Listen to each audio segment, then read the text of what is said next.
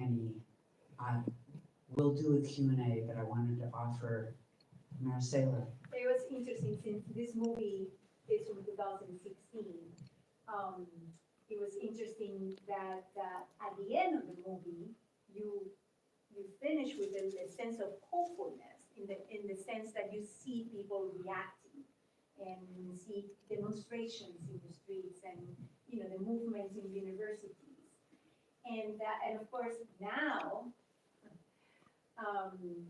we see completely what's happening after that, meaning we have a backlash, of course, and universities losing their funding because of the so-called anti-Israeli, anti-Semitic, whatever.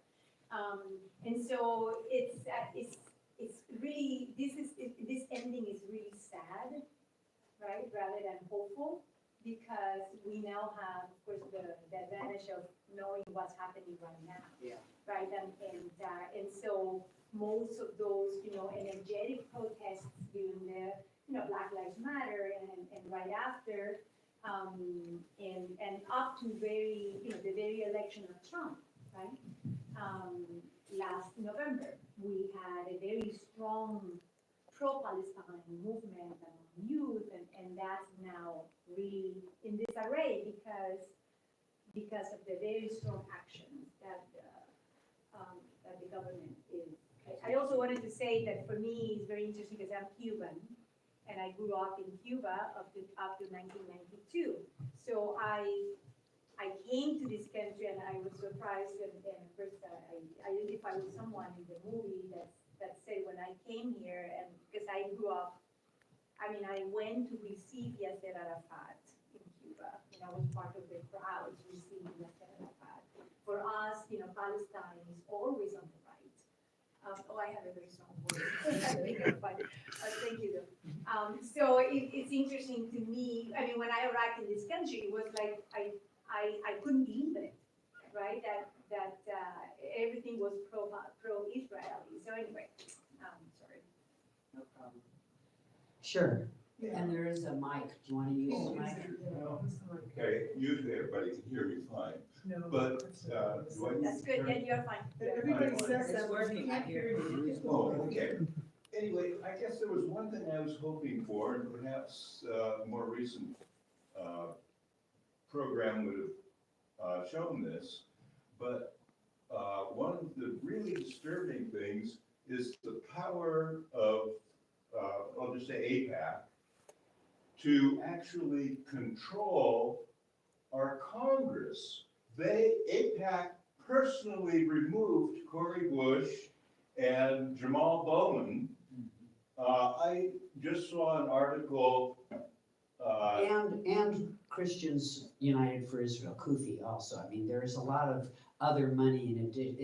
It's what I call it's AIPAC and this group and this group. There's a bunch of them, Yeah. and they are doing exactly what you said. And there's an article mentioning a Maxwell Frost strategy where he is doing some flip-flopping because he is terrified of the Israel lobby.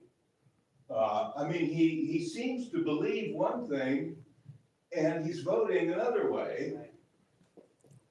And I didn't see that here, of course, but the whole idea that Israel could come into this country and take over our Congress the way it has, and of course you have nuts like Prince Huckabee, the new ambassador to Israel, who's a total Zionist. Anyway, the influence they have of simply running our government. Why aren't we running our government? Right. And then one little aside, I'm just thinking, it looks like the people who ran Trump University now want to run Harvard.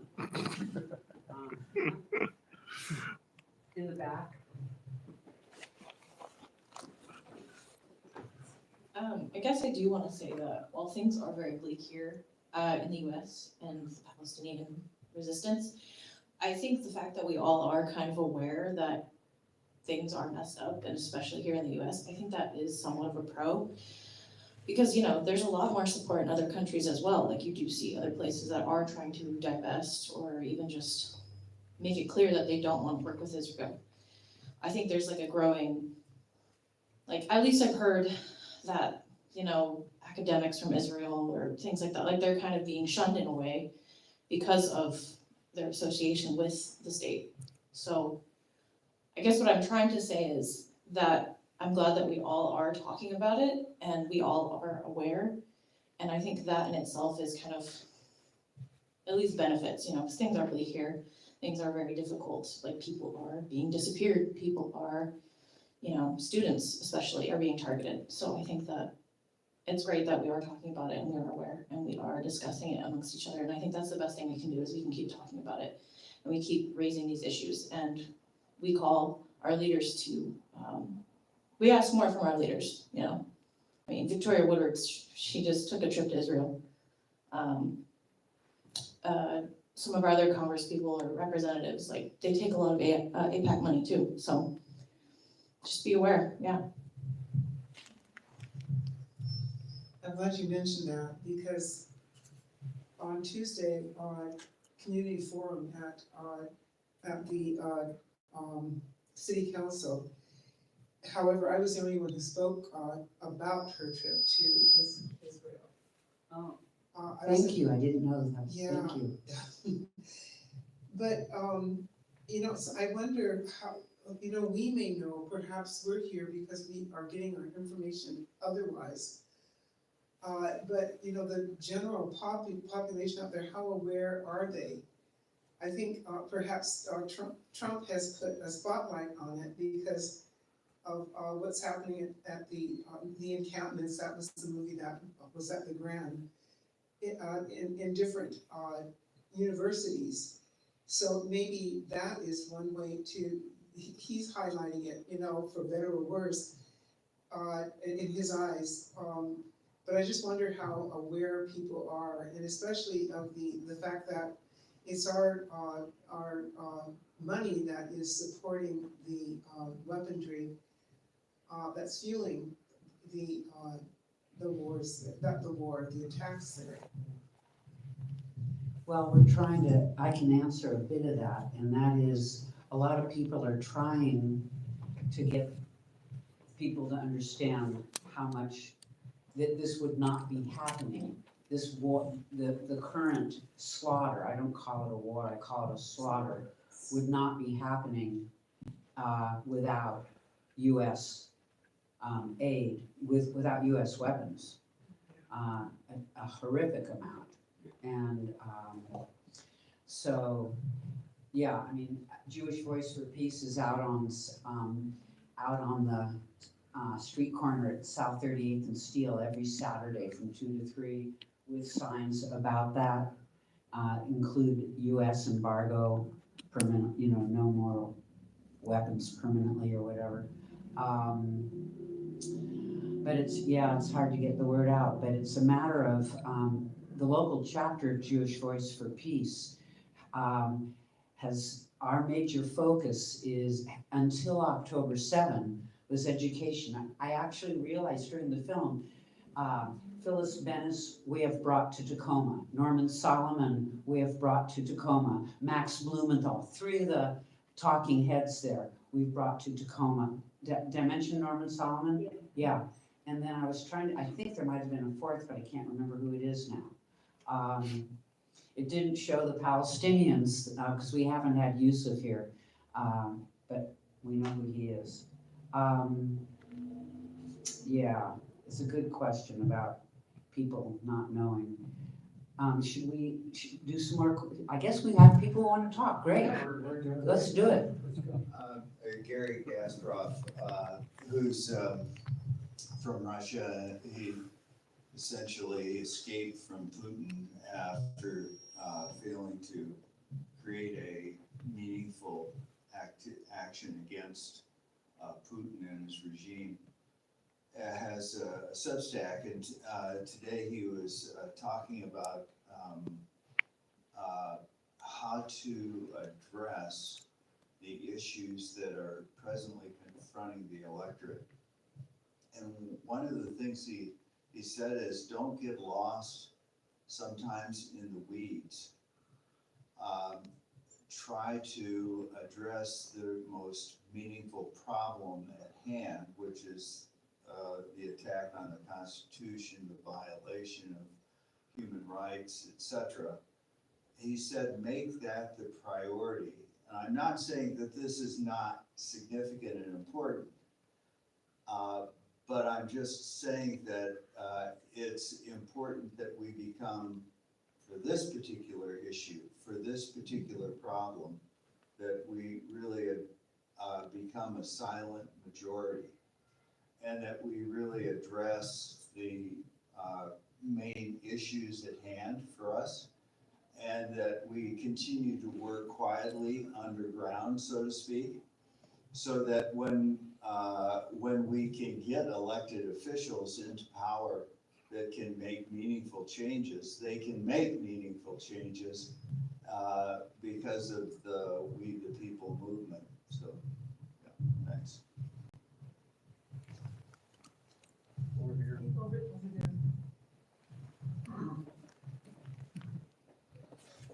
This to me is just such a thorny, difficult, long-standing issue. And it presents us with a lot of challenges to clarify our thinking. Recently, I've become much more aware of people speaking up in what I feel are clear ways about this situation, pretty consistent with the film. People like, Norm Finkelstein in the film, Noam Chomsky, Professor Avi Shlem, Elian Pape, the wonderful journalist Chris Hedges. Right. uh, We brought Chris, but it wasn't JVP, it was UFPBC who brought Chris, yeah. But anyway, it's really too bad that these wonderful, thoughtful voices seem to be quite marginalized and not, getting more understanding and attention.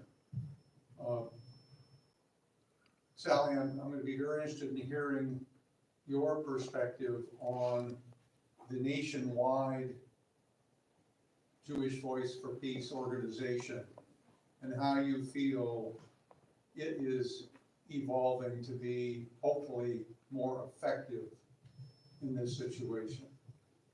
Maybe I'll answer that right now before, so that we get that in. And I realized I haven't passed these around.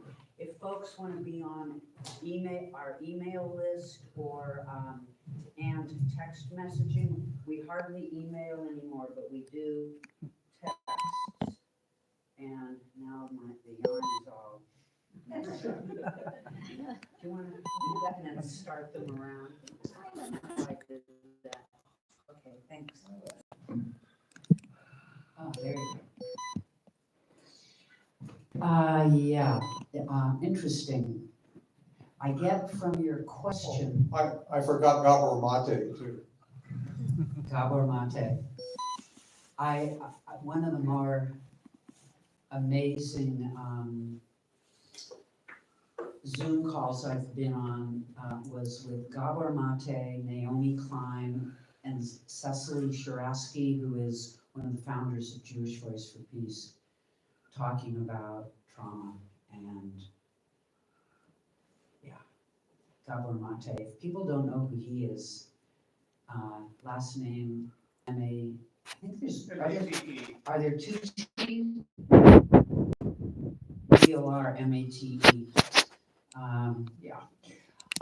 So Jewish Voice for Peace, for those who don't know, is now a national organization with over 100 chapters and pods all over the country. There were 60 plus, maybe up to 70 before October 7.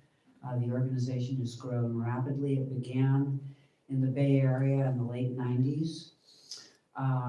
It's an organization from the get-go that's been extremely critical of Israel, predominantly Jewish, not all Jewish, but predominantly Jewish. It was the first Jewish organization. It's taken two very unpopular stands in the Jewish community, and those stands, the process took several years for each of them because they got input from the grassroots, and like we had 2 or 3 weeks 2 or 3 months at our meetings processing whether to support boycott, divestment, and sanctions, and that got supported way back, I think, in 2008. No, not 2008, because yeah. Anyway, and then whether or not to be outwardly an anti-Zionist organization. So Jewish Voice for Peace is one of the few organizations that, actually it's the only one in this country, that is both supporting boycott, divestment, and sanctions, which I'll talk about a little bit, and calls itself anti-Zionist. In terms of how it's grown, I get from your question that you think that not enough is, that the work isn't adequate. And yes, it's really depressing after extraordinary work ever since October 7 that it's continuing and that the US continues to support it.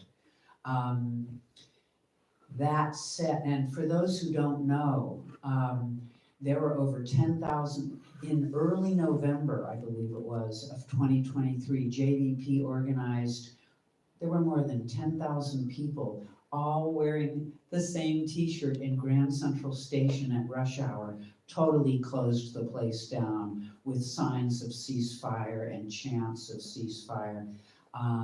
And they've done the same thing at the Capitol several times with lots of arrests happening in the big area where it's round with a dome. And the work in the past also has included a lot of legislative advocacy, and that work continues, but we aren't stupid enough to think that it's going to be it won't be successful in any positive ways. We're trying to stop some of the worst stuff. There's a definition of anti-Semitism. Shorthand, it's called the IHRA definition, IHRA, International Holocaust Remembrance Alliance. And they have a definition of anti-Semitism that conflates criticism of Israel with anti-Semitism. And that has not passed federally. It has passed in 37 states. 37 states. It has not come to Washington yet, but we've done advocacy days in Olympia over the past few years, and we talk about it. We get, we have meetings with legislators and tell them about this thing that could be coming. It's like ALEC, the American Legislative, whatever the hell it is, where they create legislation, very conservative legislation, and people go out and get it, all these state legislatures. It hasn't been brought up here yet. There was fear it was going to be, so we'll see whatever happens with that. If you're on our list, you'll hear about it if it happens, because you'll need to be calling your state legislators. So there's a very large goal of Jewish Voice for Peace, and that is human rights and civil rights for everybody from the river to the sea. How that looks, whether it's one state, two states, a confederation, a republic, or whatever, we're agnostic on that. People, they need to figure that out there. But we do know that the occupation needs to end, and we do know that US funding of Israel needs to end. So what we do it's an American US 501c3. we are into disrupting and breaking that special relationship between the US and Israel. And we see that special relationship being held up by three pillars: a cultural, a political, and a financial. So the cultural is changing, the sea change that we have seen. I mean, as horrific as October 7th was, horrific, the attitude in this country because of Israel's extremely disproportional response. We've got a lot of support for Palestine in this country now that we didn't have before. And that's the cultural pillar, and it's cracking. And the more we have events like this and you talk to people I have the DVD of this, and I think it might also, I have the DVD and I'm happy to loan it to people. If they want to have a screening at their house and show people, I've got it. And I'm available through Tacoma at jewishvoiceforpeace.org. And also, in the back, this is kind of like a business card, you can pick it up. There's a QR code on it with resources. We have books, we have YouTubes, we have magazine articles, all sorts of things on the resources site, and then we also have a donation thingy there. The resources are what are important. So there's the cultural, the political is the political advocacy, and that is, there's an inside-outside approach to that, meaning some of us like to meet with legislators and cozy up and try to develop relationships and be a resource. One of our members, on 2 different occasions, got a phone call from Adam Smith when he was representing part of Pierce County. One time from the floor. One time he just asked her to brief something, and another time he got a call. He called her from the floor before a vote to talk. Now he voted the wrong way, but he called her. That was kind of interesting. So there's the inside, and then there's the outside, which is either bird dogging, kind of challenging people walking. People have to walk from the Senate office building or the House office building over to the Capitol, and there are people who are there with their cameras, their iPhones, right, asking them hard questions and getting it on video. And then there are people who are sitting in offices and all. So all of that is needed to try and change people's minds and perspectives and votes and votes and votes and votes. And then the financial one, I'll call on you just a second. I definitely want to hear what you have to say.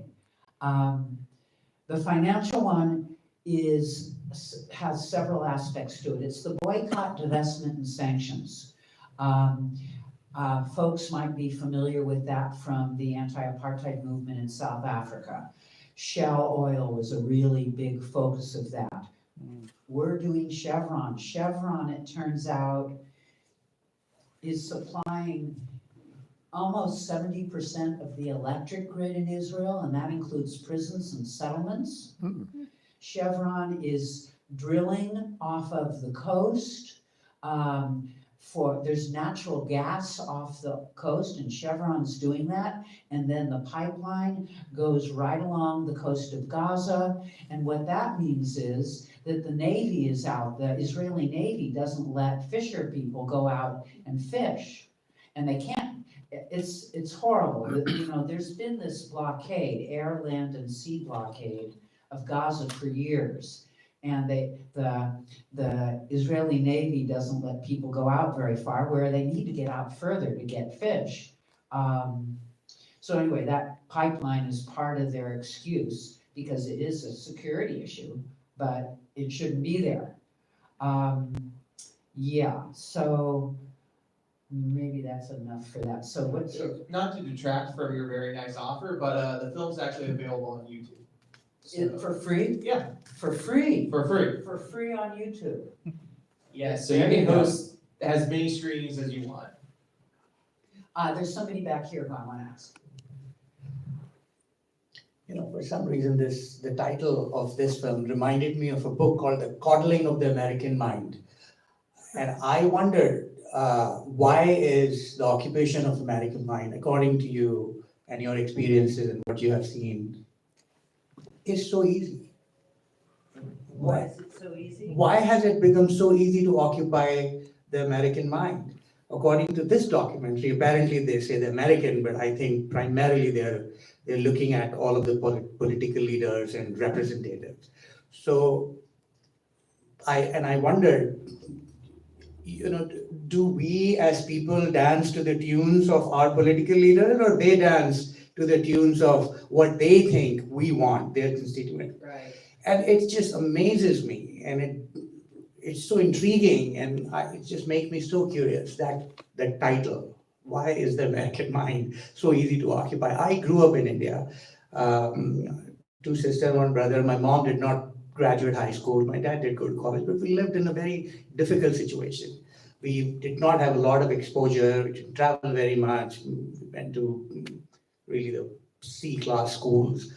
And yet, and I speak on behalf of many of those people in India, and yet we never questioned vaccines. Nobody had to tell us. Our mind could not be occupied for that. Not once did we have any doubts about the fact that colors of the skin does not matter. And if somebody spoke like that, we stood up. I remember my mom yelling at people. She had 0 tolerance. My dad was a little bit more different. I guess he was just ruined by college and university. My mom did not go to college. And I remember my mom standing up when we would sit there and somebody would say something like, oh, those people always behave like that. My mom will get mad at them. Said, how dare you use the word these people? What do you mean by these people? Yeah. You are talking about that one person. What do you mean by these people? How can you club the whole community into one? And don't talk like that. I have small children here. Don't come to my house if that's the language you have. I don't know who taught you this. Get out of. She has chased people out of my relatives. I remember my relatives being yelled at by my mom from my dad's side. And I just wondered, and I grew up in India thinking of America, especially in our development courses and international development, developed nations and the West and so on. And I've been here 10 years now. It just boggled my mind all the time. Why is the American mind so easy to occupy? From your experience, what do you think it is? Well, I mean, it's a humongous question. I think about it, I do think about it. I don't think that critical thinking is taught in the schools much. I think that it's a lousy education system for some reason in a lot of places. There's just, you're spoon-fed stuff and you're supposed to regurgitate rather than think about it. So I think that's one of them. I forget what Michael Moore movie it was. It might have been Bowling for Columbine. One of Michael Moore's early movies, he does like a 3-minute history of the United States. It's animated. And he's showing this 3-minute animation to explain why we in the US have so much guns, and why we're a gun culture. Canada is really close to us. They have a lot in common with us, but they don't have guns. So what's the story? He goes back to the original sin of killing indigenous people and slavery. That those original sins make this country, that people are totally out of the guilt of that, acting really defensively all the time. And thinking everybody's after them because, well, everybody should be after them. So that was a very important 3 minutes in that film, because for me, I took that and I remember it now. on this issue, that, it isn't, that Hasbara is the Yiddish, not Yiddish, excuse me, Hebrew word for it, Hasbara, propaganda. They're really good. And if people aren't really thinking critically, this country has we have no idea of history, either recent history or any history. It's bizarre. I mean, I'm a product of it. I'm continually, I'm so excited when I learn some history. So, I don't know, other people have ideas on that? I'd love to hear other people's ideas on that. Well, since you're saying history, I'm wondering, are they still using depleted uranium? The shells of the bombs and everything? What about the depleted uranium? Well, I heard that depleted uranium they used for the casing of the missiles. I don't know, I have not heard the phrase depleted uranium regarding what's going on in Gaza. Okay. I know of that in Iraq. Right. And in Afghanistan maybe, but I haven't heard that, so I don't know. Okay. I don't know. Thanks. Yeah, but 2,000-pound bombs, if I could,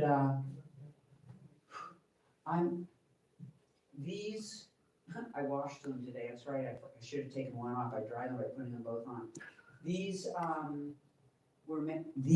bracelets, color of the Palestinian flag, were made by a man who I got to know during his 9 months at the ICE detention center down in the Tide Flats. He's from Gaza. And what was I just going to say about him? What was the question? What just came up? You said 2,000 pound bombs. Oh, thank you. So the day I picked him up and got him out of there on a habeas thing, it was awful. It was awful.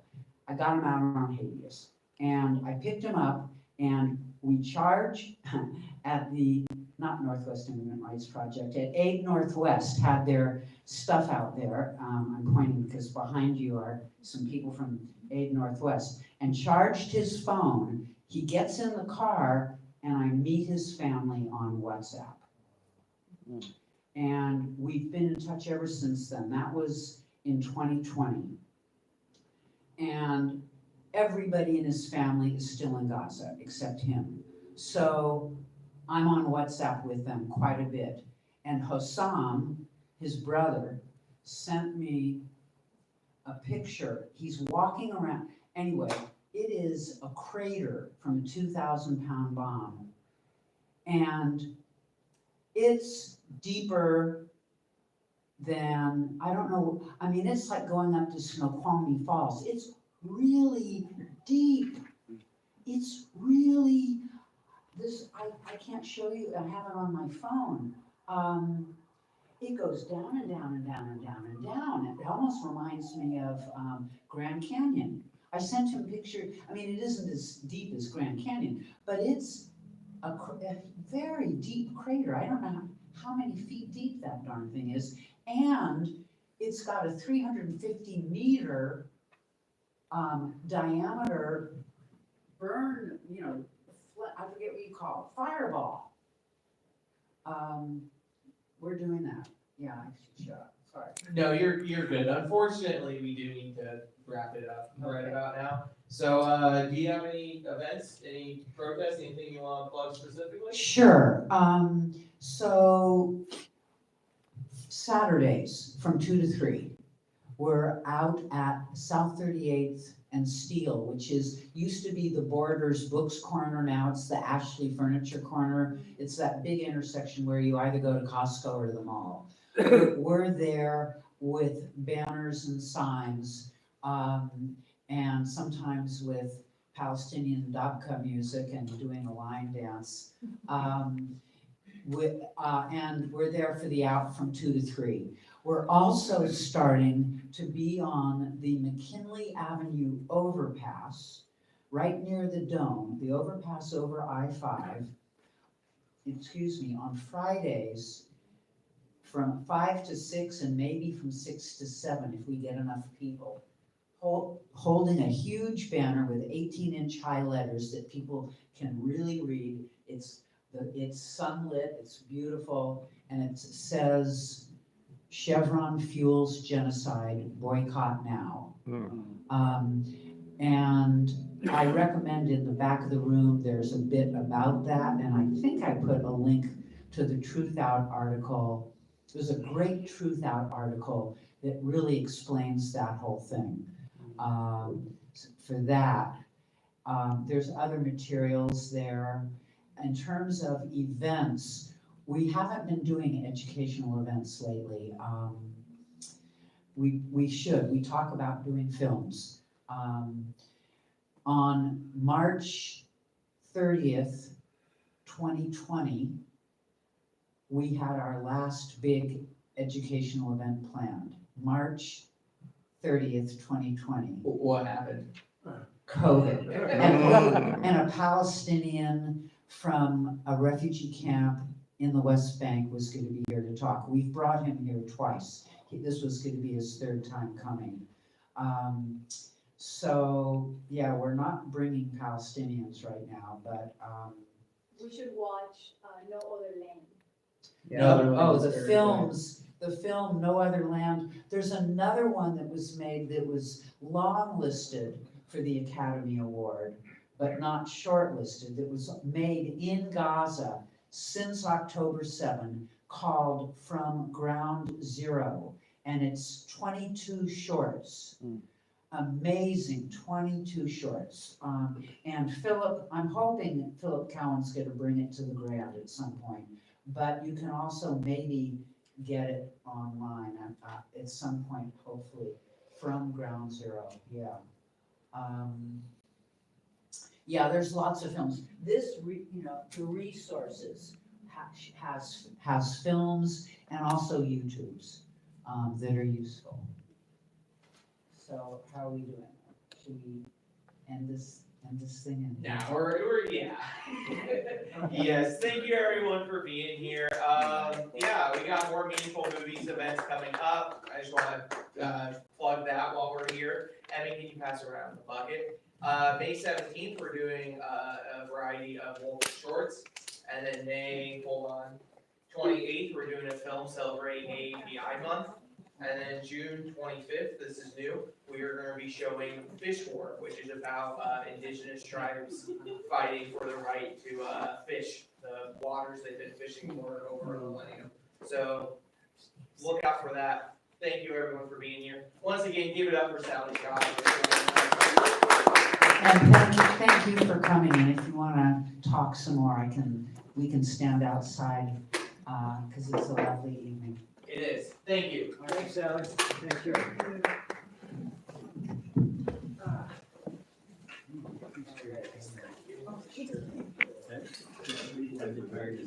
Daily dose, what's going on?